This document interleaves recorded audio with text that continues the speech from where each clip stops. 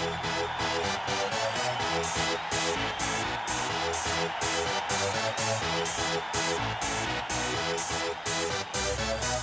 ready for this?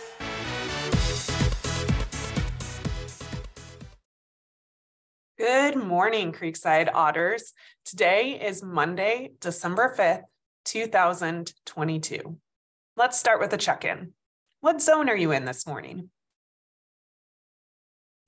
I am still in the yellow zone from all the snow. I love snow. The feel of the crunch under my feet, how gracefully it falls from the sky, how it makes the world seem a little quieter and so beautiful. My goal is to walk around the building and go to different classrooms today to help me get back to the green zone and ready to learn. Okay, think back to a book that you have read recently. What was it that you enjoyed about the book? Was it the theme of the story or the problem in the story or the figurative language? Or was it that you felt like you were part of the story because the author did such a great job of describing using different senses? Was it the dialogue? Figurative language is the use of descriptive words, phrases, and sentences to convey a message that means something without directly saying it.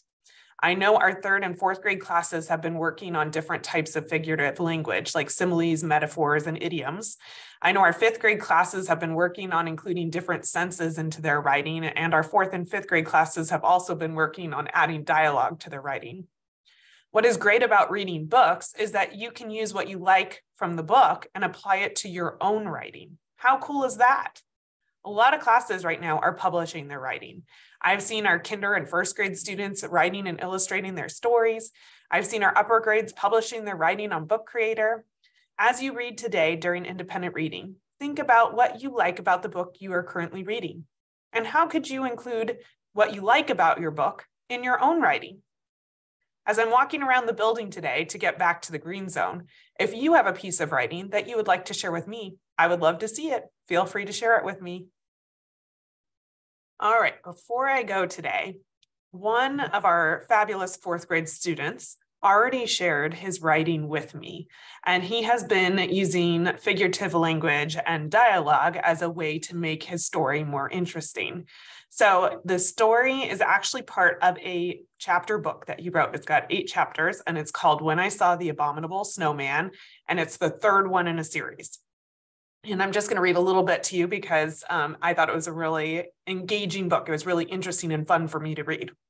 Chapter 1, Endless Winter. Here, catch, Martin shouted and tossed me a baseball. It was a dark and snowy afternoon in Colorado. Me and my friend Martin just left school after the last bell rang and were tossing a baseball around barehanded on a flat area just in front of our school. The ball stung as I caught it, and I tossed it back slowly so Martin would not have to feel the same pain like I did. The ground was covered in snow, so we were wearing thick winter jackets and heavy boots. I was walking backward to catch the ball, so every now and then I turned around, looked, and turned back around in time to catch the ball. We were heading in the direction of my house when Martin shouted, "Go deep!" I ran forward and basically did high knees to not trip. Then I turned around. The ball was coming at me, and I caught it as it came close. The ball stung badly, and I dropped it. The baseball sunk into the high snow, and I lost it in all the coldness and whiteness. "It's gone," I said sadly. "Come on," Martin groaned. "That was my last one." He walked over to me and sighed. "Man, let's just head straight to your house." I slumped.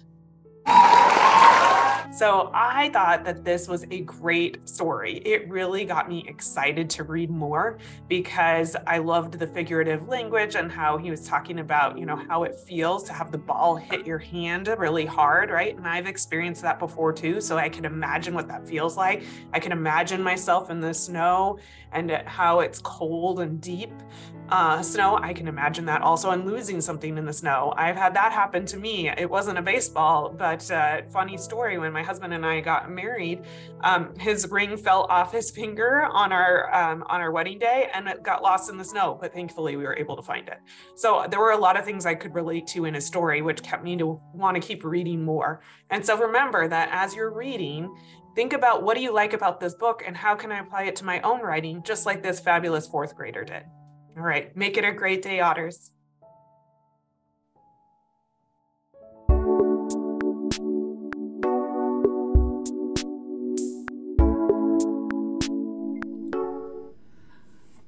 morning, Creekside Otters. For this morning's mindful moment, we are going to learn about a practice called mindful listening.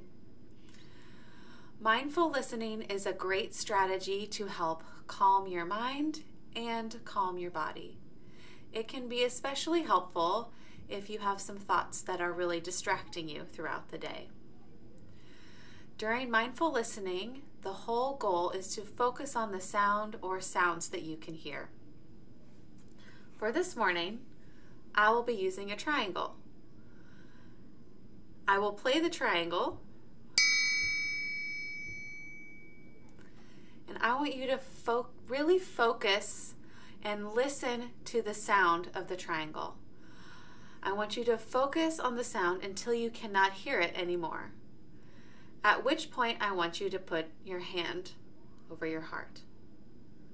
Once you do not hear the sound anymore, you will place your hand on your heart. So let's make sure our mindful bodies are ready. Go ahead and sit comfortably in your chair. You can close your eyes or lower your head, or if you'd like, you could rest your head on your desk. Let's first take a nice big breath together.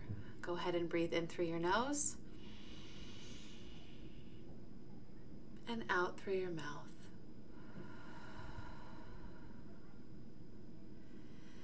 Continue to take some nice breaths at your own pace. Remember to focus your attention on the sound of the triangle.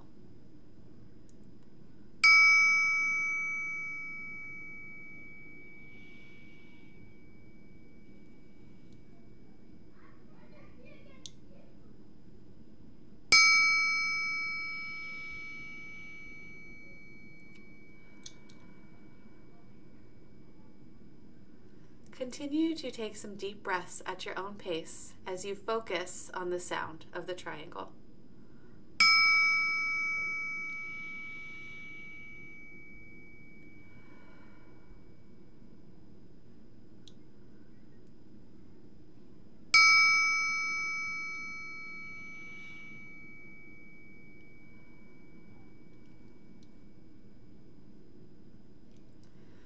Let's take one more breath together.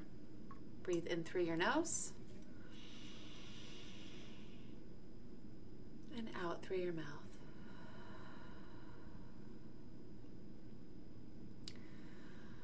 I hope that you feel calm and ready to learn, and I hope you enjoyed this morning's mindful moment.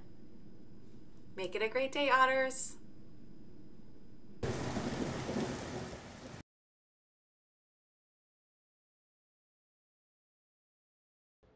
It's that time of year again, Otters. Our Creekside yearbooks are officially on sale. You can order our Creekside yearbook on our website for only $25. Make sure that you place your order as soon as possible before the prices increase starting January 1st.